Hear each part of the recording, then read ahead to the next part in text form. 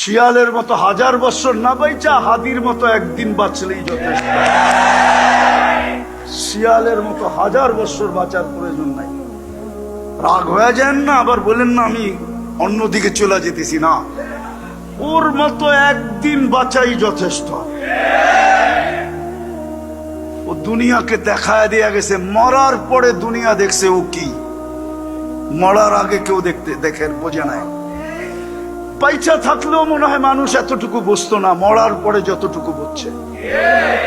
ঠিক না? মরার পরে যা পাইছে জানাজা দিয়া, এটি আহমদ ইবনে হাম্বল রহমতুল্লাহ আলাইহি বলছে, দুনিয়ার কিছু মানুষ তার পরিচয় দেয় জানাজা দিয়া। কি দিয়া? কি দিয়া? কি দিয়া?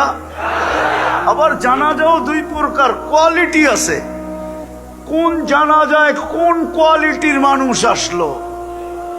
বহু জানাজায় কোয়ালিটির মানুষ আসে, জানাজায় যে উজু করে আসতে হয় এটা পর্যন্ত জানে না। জানাজার দোয়া তো জানেই না। জানাজায় যে উজু করে আসতে হয় এটাও জানে না। ও উজু ছাড়াই চলে আসছে জানাজা পড়তে। কইখানে তো সেজদাও নাই, রুকুও নাই, আবার উজুর দরকার হবে কেন? কিন্তু এটা যে নামাজ এটাও জানে না।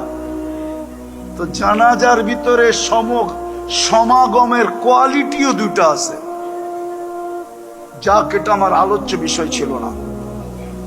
যেটা আমি বুঝাইতেছিলাম, দিন আমার জন্য কেন, দিন আমাকে শিখতে হবে কেন? আপনার বিবেককে প্রশ্ন করেন। আমি শেষ জায়গায় চলে আসছি।